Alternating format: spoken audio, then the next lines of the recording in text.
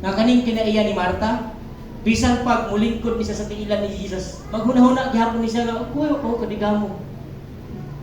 Amot lang sa inyo ha, basig na amoy huna-huna nga abi akong hinalay, wa pa dayton hipos.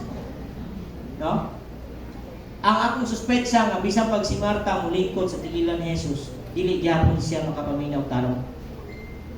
Kay disturbo siya o distracted siya sa tanang butang na nasa iyang huna-huna. Ang iyang inner person, irritable, daling masuko. Tanawa na yung tapad kung di na daling masuko. Si Marta na siya. Anxious. Igsoon, one of the surest signs of her life being out of order is that she even tells God what to do. I-notice ninyo ang narrative. Niabot si Marta sa point nga giduol niya si Jesus, ingon sa Jesus, "Wa gid ka na balaka na ako igsuon nga, wa man gid na mo tabang. Ingna ba na siya nga tabangan ko?" Pila ba sa ato dinhi nga tungod sa atong trabaho, atong subuon ang Ginoo. Lord, tabangi gud ko, Lord. Hello. Niabot sa punto si Marta nga imbis magpailalom siya sa otoridad ni Jesus, niabot sa punto nga iyahan ang isugo ang Ginoo. Pila ba kanato dinhi nga natintal ta paghunahuna nga gusto ta mahitabo ang mga butang sumala sa atong gusto, dili sumala sa kabubuton sa Dios. Nya kita gi mabuot, adi na pwede. Mao gid ni dapat, mao gid ni Lord, dapat inani gid Lord. Mao gid ni mahitabo Lord.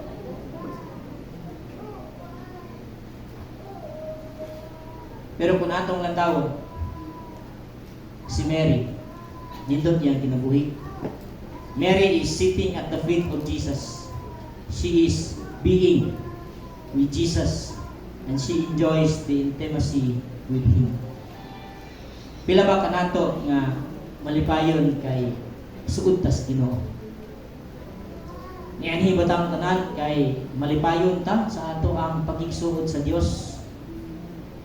O tingali na obligar na lang tang mo ani kay gisampit magka sa imong kauban ng women.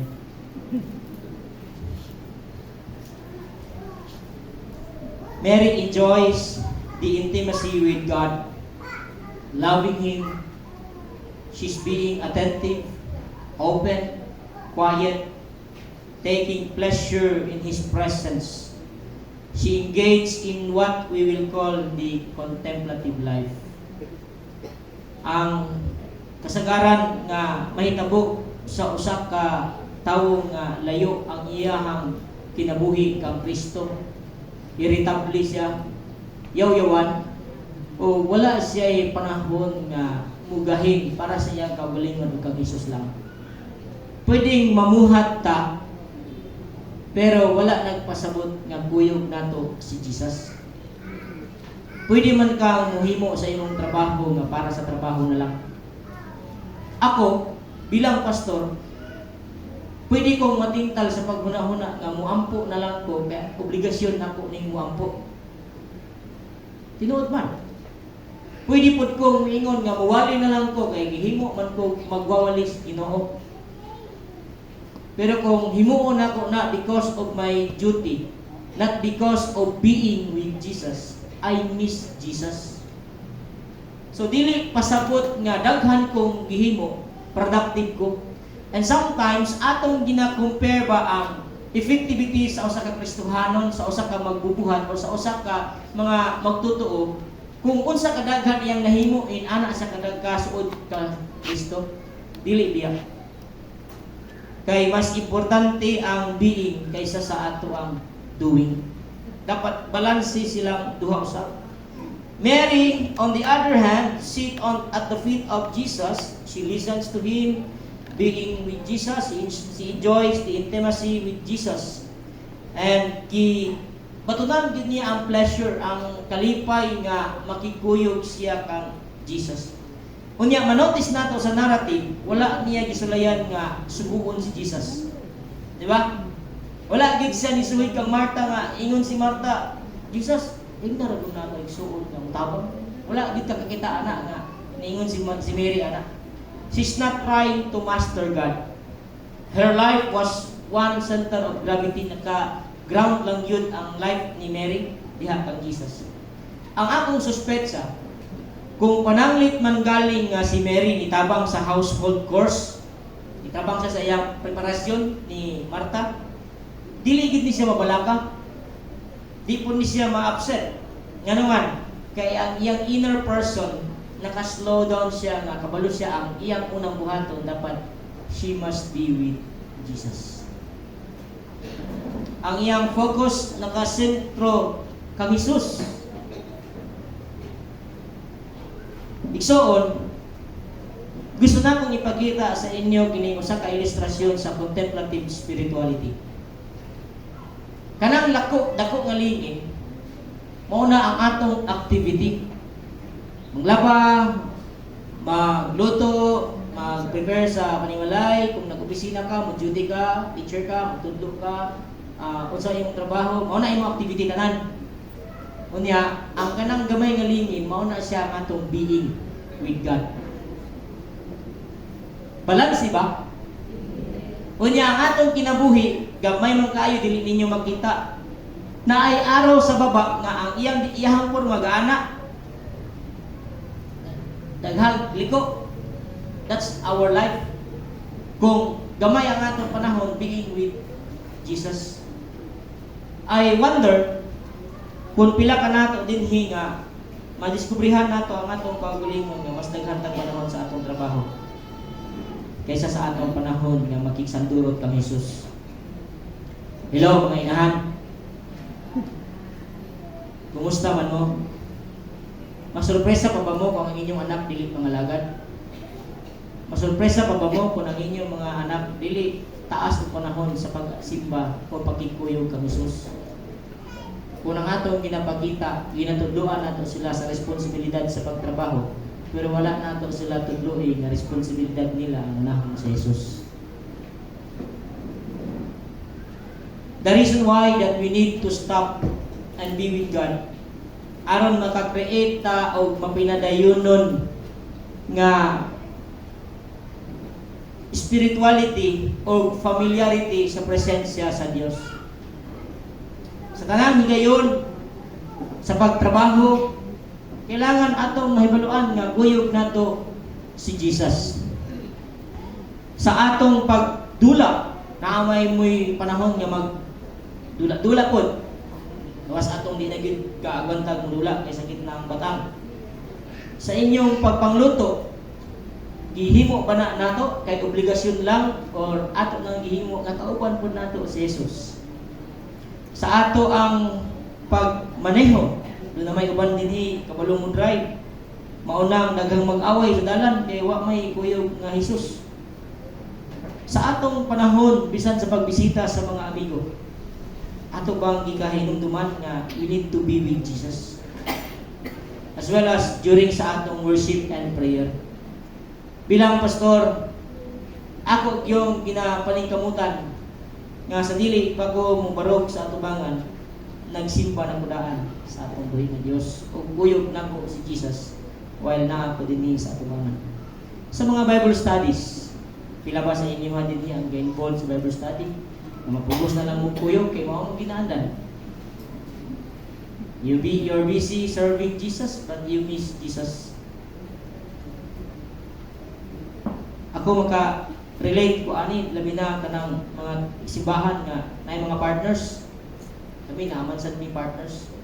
Usahay bombarded ta nga ma-implement ang mga schedule agay para ni kang Jesus. Pero usahay wa ta kabantay nga wa na data nagikuyog kang Jesus.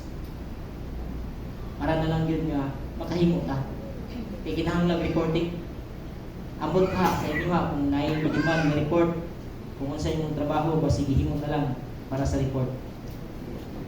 Kinahanglan ta mag-slow down. Relax lang. Ulat sa good. Unahon sa nato ang Ginoo. Let us be with Jesus. Let us slow down and pay attention to God. Ang atong goal is to love God with our whole being. Igugmao ng Dios sa tibok natong pagkakita. Unya mahimo tang consistent nga aware ta kung unsay ginahimo ni Lord sa atong mga kinabuhi. Whether kung maparihas man ta kang Maria nga mulingkod sa tiilan ni Jesus o aktibo man ta sa pagpamuhat sama kang Marta, atong hinumduman nga dapat makaplagan nato ang atong kinabuhi nga balanse gyud nga ang atong being with Jesus o gunya ang atong activity. O di ba? Pareha sila kanagkuon being with Jesus o ang ato ang activity. Mga igsoon, we need to pay attention sa kadaghanan nato halos gagraming sa mga buluhaton. Tagay daw panahon ang inyong kagaling time sabi. Muginhawa sabi ko. Kuyog bagid na ako ang ginawa ni panahon na or namuhat na lang ko nga na-miss na ko ang panahon ng magigsanduro kang Jesus. Pwede biya nga kuyog ni mong bana pero wala na kay panahon yung magigsanduro sa imong bana. Hello. Pila ba din niya ang muli na lang balay niya, good night na lang. So, gawas niya adtong ang uban ng mga kapikas kinabuhi nga narbaho layo. Pero usahay sakit ya no nga kuyog ra ta sa balay pero na-miss na to sila wa ta kaila nila wa ta kabalo sa nila hitabo silang kinabuhi. Usahay ina narasan na mura lang ta o kanang present lang ta physically but sa atong inner being we miss them na tayo connection. Mao nang daghang mga tao na magpapuyag sa mga ikwan, pamilya kay hawang na ang ilahang kinabuhi. Wala na sila nagkagahin ng panahon ng Jesus. Ang ilahan na lang anak nga mo trabaho sila kay obligasyon na nila. Mao nang obserbahan nato ang atong palibot. Kinahanglan nga makabalutang mo slow down.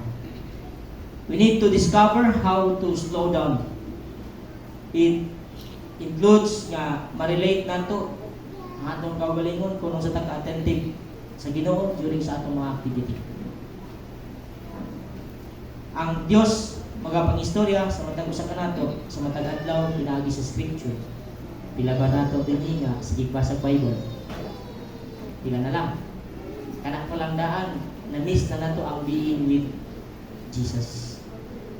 Usahay, mabot na lang ta sa puntong mangandoy na lang ta nga baskog pa unta ako no ay pag nangalagad ko atong panahon na ibuhos na pa akong panahon pauban ang akong pamilya pauban si Jesus.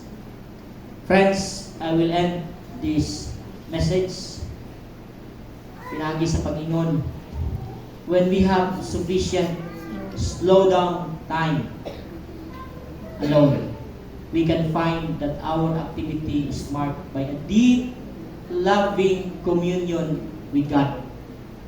Then Christ's life more often than not flows through us and others.